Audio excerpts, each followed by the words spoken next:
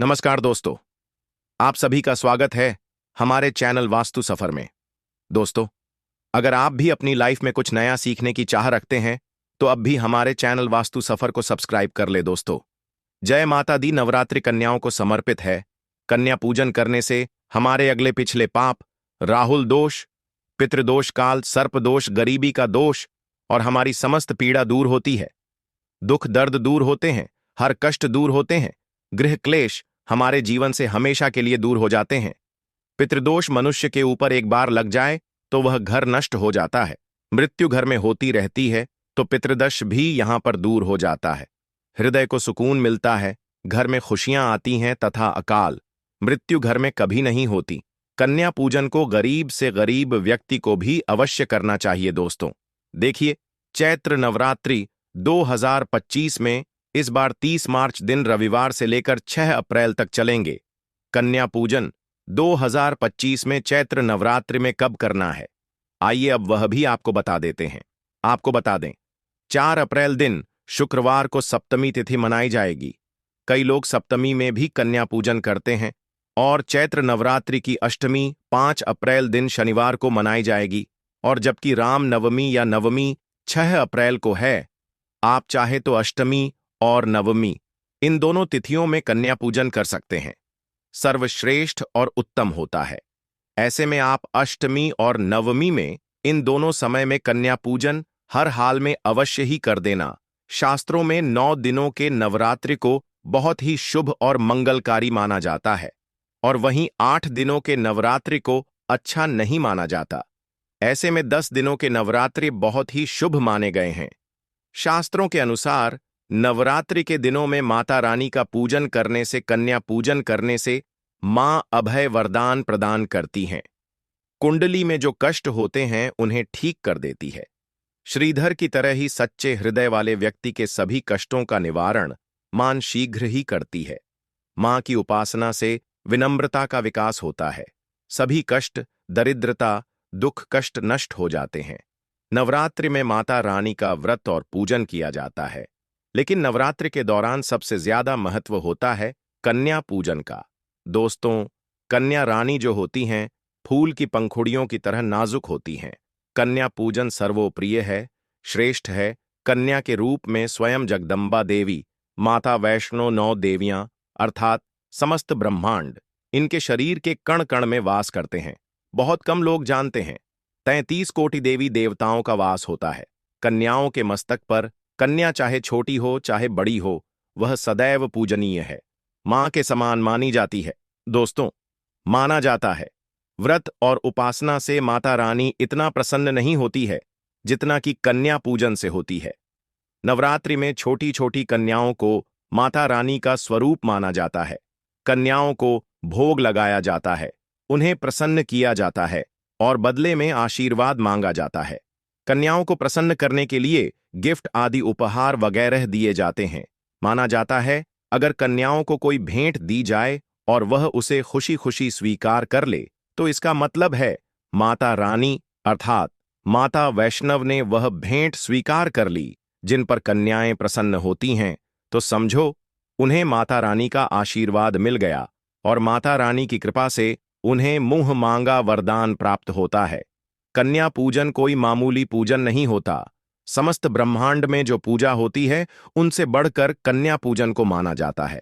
10 बार गंगा स्नान करने से और 100 बार यज्ञ करने से तथा 1000 बार यात्रा करने से जो पुण्य मिलता है, वह मात्र 1 बार कन्या पूजन करने से करोड़ों गुना भक्त को मिल जाता है, प्राप्त हो जाता है। दोस्तों, इसीलिए कहा जाता है कि कन्याओं को सताना नहीं चाहिए, इससे समस्त ब्रह्मांड हिल जाता है। कन्याओं की जितनी सेवा की जाए कम ही होती है। कन्याएं कोई मामूली नहीं होती। कन्या के रूप में स्वयं उनके मस्तक पर विराजमान होकर स्वयं देवी चलकर आपके घर तक आती हैं। नवरात्रि में 2 साल से लेकर 10 साल तक की कन्या का पूजन होना चाहिए। अष्टमी अथवा नवमी को कन्याओं के पैर धोकर भोजन कराना, उपहार आदि देना श्रेष्ठ माना जाता है, दुर्लभ माना जाता है। ऐसा मौका कभी हाथों से नहीं जाने देना चाहिए। इस दिन जितना ज्यादा हो सके कन्याओं को हाथ पकड़कर, पैर पकड़कर अपने घर तक लेकर दोस्तों, वीडियो में आगे बढ़ने से पहले आप अपनी राशि भी कमेंट बॉक्स में जरूर डाल दीजिएगा।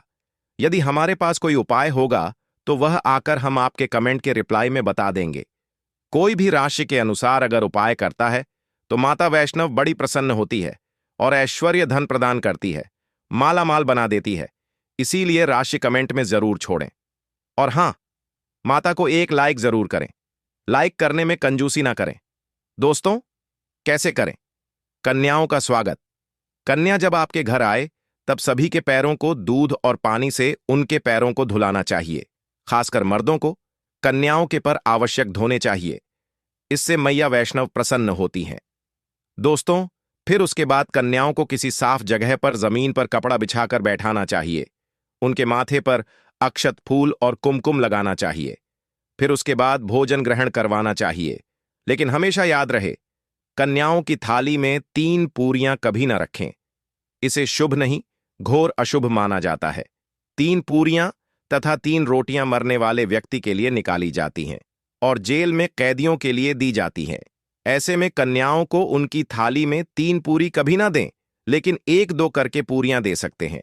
इससे 3 संख्या बट जाती है और दोष भी नहीं लगता। दोस्तों, कन्याओं को खाना खिलाने के बाद अंतिम में कन्याओं के सर पर लाल चुनरी उड़ाना चाहिए और भोजन में आपको खीर, पूरी, हलवा, चना तथा आलू की सब्जी, छोले वगैरह की सब्जी खिलानी चाहिए।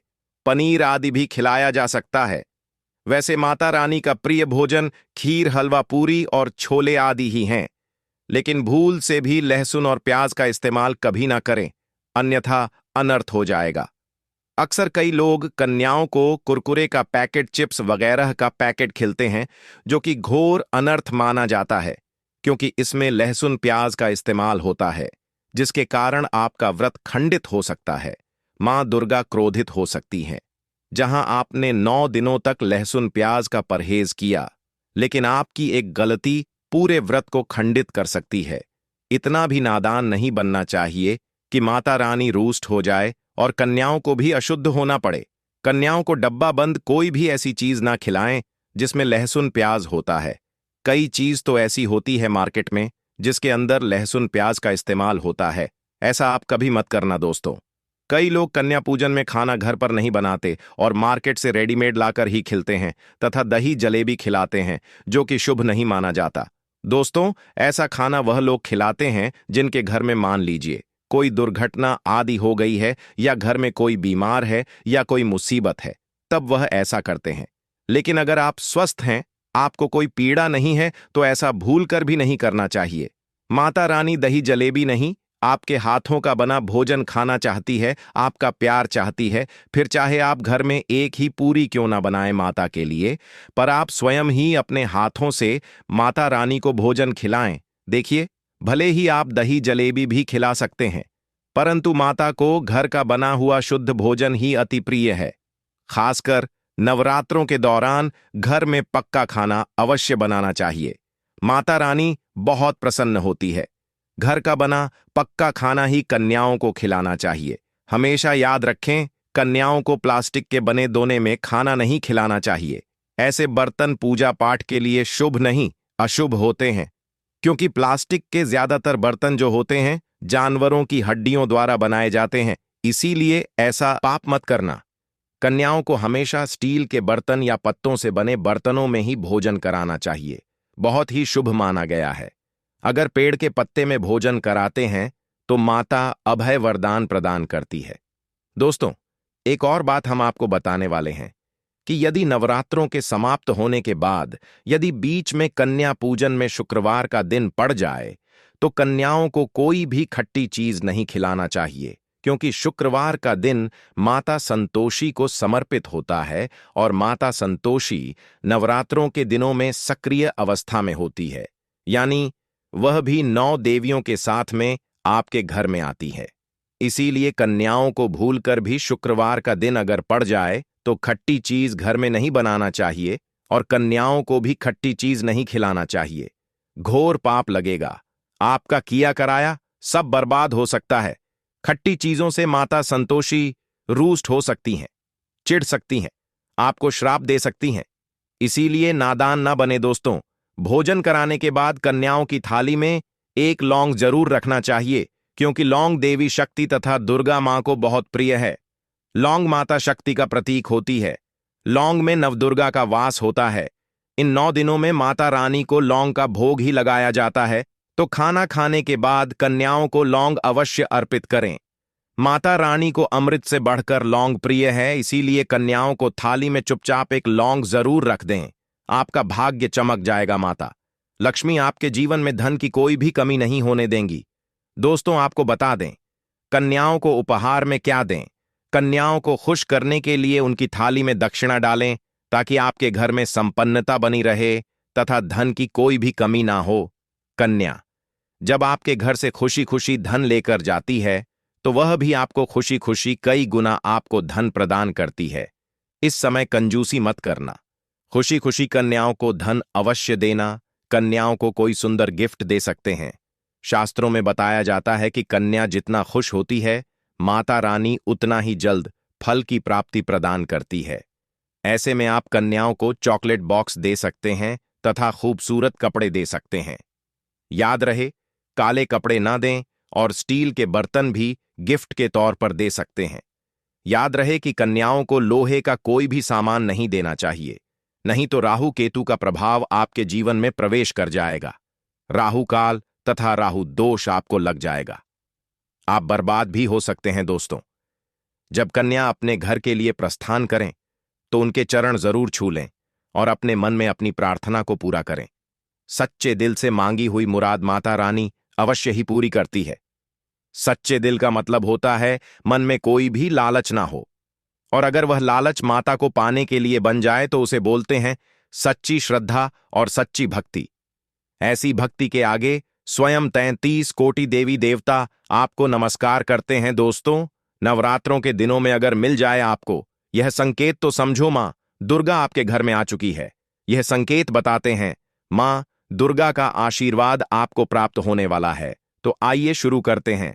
दोस्तों, पहला संकेत, जब आप कलश स्थापना करते हैं तो जौ से निकली हरियाली बहुत ही शुभ मानी गई है। कहा जाता है कि जौ से निकली हरियाली हमारे भविष्य में होने वाले अच्छे और बुरे होने का संकेत देती है। ये सभी बातें हमारे आने वाले साल का भविष्य बताती हैं। यदि आपने जौ बोए हैं और वह किसी कारणवश नहीं हो पाए हैं, तो यह संकेत बड़ा ही मनहूस माना गया है। कहा जाता है कि नवरात्रों में जौ अगर सूख जाते हैं या बढ़ते नहीं है, तो आपको समझ लेना चाहिए कि यह साल आपका खराब होने वाला है तथा घर में कोई बीमारी आने वाली है, या दिन दुगनी रात चौगुनी आपकी कम होने वाली है या घटने वाली है। दोस्तों, यह धन हानि का संकेत माना गया है, क्योंकि आपने कोई ना कोई गलती ऐसी कर दी होगी जिसके कारण माता रानी नाराज हो गई हैं। इसीलिए माता से आप क्षमा अवश्य मांग लें। मां अपने भक्तों को अवश्य माफ करती है। एक मां ही होती है जो अपने बेटे को, अपने लाल को हर गलती पर माफ करती है, लेकिन ऐसा बेटा किस काम का जो मां से माफी ना मांगे। इसीलिए माता रानी से अपनी गलती की माफी अवश्य मांग लें। मैया वैष्णव अपने भक्तों को कभी निराश ही नहीं करती, बल्कि उन्हें धन धान्य से और खुशियों से परिपूर्ण बना देती है। और दोस्तों, यदि जौ हरे भरे हो जाते हैं तो यह शुभ संकेत होता है। इससे आने वाले समय में आपको बहुत ज्यादा ही धन लाभ होगा। माना जाता है कि 1 रुपये का सिक्का या चांदी का कोई भी सिक्का जौ के बीचों बीच में अगर मिट्टी में दबा दिया जाए तो घर में सुख समृद्धि आती है। माता लक्ष्मी दौड़ी दौड़ी चली आती है। जौ के अंदर हमेशा 1 रुपये का सिक्का अवश्य डालना चाहिए। जौ को खाली नहीं रखना चाहिए, उसमें धन वगैरह अवश्य डालना चाहिए। इससे माता का आशीर्वाद सदैव परिवार पर बना रहता है और जीवन में कोई भी संकट नहीं आता। खाली जौ मतलब धन भी खाली, खुशियां भी खाली ही मिलेंगी। दोस्तों, नंबर 2, यदि आपकी नींद नवरात्रों के दौरान सुबह 4 बजे के आसपास खुलती है, तो इसे बड़ा ही शुभ संकेत माना जाता है, क्योंकि यह समय ब्रह्म मुहूर्त कहलाता है। इस समय देवी शक्ति अपने सच्चे भक्तों को ही जागती है। इस समय उठाना मतलब माता की कृपा प्राप्त करने के बराबर माना गया है।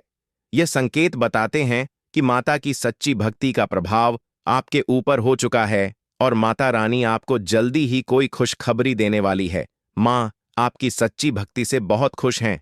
दोस्तों, नंबर 3, यदि नवरात्रि में आपका मन प्रसन्न होने लगे, पूजा पाठ में आपका मन लगने लगे, पूजा करते समय मन का शांत होना यह दर्शाता है कि आपको बहुत जल्द मां की कृपा प्राप्त होने वाली है। माता रानी आपकी भक्ति से बहुत खुश हैं। आपकी भक्ति माता रानी को आनंद दे रही है। ऐसे व्यक्ति को समझ जाना चाहिए कि उसके जीवन में अब अच्छा समय आने वाला है। दोस्तों, नंबर 4, नवरात्रों के दौरान अगर मां के गले से फूल गिर जाए तथा जौ के हरे भरे पत्ते अगर बिन हवा के हिल जाएं, तो इसे अति उत्तम माना गया है। यह संकेत बताता है कि माता रानी का आगमन आपके घर में अस्थायी रूप से हो चुका है। आपको माता लक्ष्मी की कृपा प्राप्त होने वाली है। यह संकेत कुछ खास लोगों को ही दिखाई देते हैं। माना जाता है कि पूजा करते समय अगर धुआं अधिक बढ़ जाए तो इससे यह पता चलता है कि आपके घर से गरीबी हमेशा हमेशा के लिए जाने वाली है। भूत प्रेत आत्माएं अब आपके घर से हमेशा के लिए जाने वाले हैं। पूजा करते समय धुएं का अधिक होना बहुत ही शुभ और मंगलकारी माना गया है। यह संकेत भविष्य में अच्छे परिणाम को दर्शाते हैं। दोस्तों, नंबर 5, द्वार पर गाय का आना। वेदों में बताया जाता है कि नवरात्रि के दौरान गाय माता का घर में आना बड़ा ही शुभ संकेत माना गया है। नवरात्रि में द्वार पर गाय का आना अत्यंत शुभ है।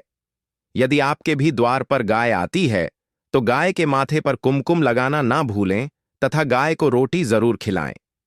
इससे मां दुर्गा अत्यंत प्रसन्न होंगी और आपकी झोली खुशियों से भर देंगी। द्वार पर गाय का बार बार आना भी जीवन में आने वाले अच्छे संकेतों की ओर इशारा करता है। दोस्तों, नंबर 6, सपने में शेर का दिखाई देना। अगर आपके सपनों में मां दुर्गा दिखाई देती है, अर्थात कोई भी देवी अगर आपके सपनों में दिखाई देती है, तो बड़ा ही शुभ माना गया है। नवरात्रों के पावन अवसर पर माता के दर्शन किसी खास भक्तों को ही होते हैं। यह सपने कभी किसी को शेयर मत करना। यदि माता की सवारी तथा शेर रात्रि में सपने में बार बार दिखाई देता है तो मां दुर्गा आपसे प्रसन्न है। ये संकेत बताते हैं कि जल्द ही आपकी कोई मनोकामना अवश्य पूर्ण होगी और आपके शत्रुओं का नाश हो जाएगा। शत्रु आपके नाम से ही थर-थर कांपने लगेगा। मां दुर्गा का वाहन शेर है, इसीलिए नवरात्रि में शेर का दिखाई देना अत्यंत शुभ संकेत होता है। दोस्तों, नंबर 7, यदि कोई छोटी कन्या आपको सुबह सुबह लाल वस्त्र धारण किए हुए दिखाई देती है तो आपने साक्षात मां दुर्गा के दर्शन किए हैं। यदि नवरात्रों में सबसे पहले आपके घर में कन्याओं का आगमन हो जाए तो समझो आपको दुनिया की कोई भी शक्ति, ब्रह्मांड की कोई भी शक्ति आपको करोड़पति होने से नहीं रोक सकती। आपके जीवन में आपके घर में माता लक्ष्मी का आगमन होने वाला है। आप दिन दुगनी रात चौगुनी तरक्की करेंगे। अब आप खुशियां मनाइए और मिठाइयां बांटें। ऐसे में कन्याओं को भरपूर तरीके से खुश रखें और उनका आगमन दूध से चरण धुलाकर करें। कोई भी कंजूसी न करें। दोस्तों, माता रानी आपको यह संकेत दे रही है कि अब आपका बुरा समय समाप्त हो चुका है। अब जीवन में सुख समृद्धि के द्वार खुल जाएंगे। दोस्तों, नंबर 8, घर पर उल्लू का आना। यदि मां लक्ष्मी का वाहन उल्लू नवरात्रि में आपके घर पर आकर बैठ जाए तो यह भी शुभ संकेत है। इसका अर्थ है कि मां लक्ष्मी का आपके घर में प्रवेश हो चुका है और आपकी आर्थिक स्थिति और मजबूत होगी। लेकिन याद रहे, उल्लू नवरात्रि और दीपावली पर आना ही शुभ माना जाता है। दोस्तों, नंबर 9, यदि ब्रह्म मुहूर्त के समय यानी सुबह के 4 बजे के आसपास घंटियों की आवाज सुनाई दे जाए या शंख की आवाज सुनाई दे जाए तथा कोई भजन सुनाई दे जाए तो बड़ा ही शुभ संकेत माना गया है।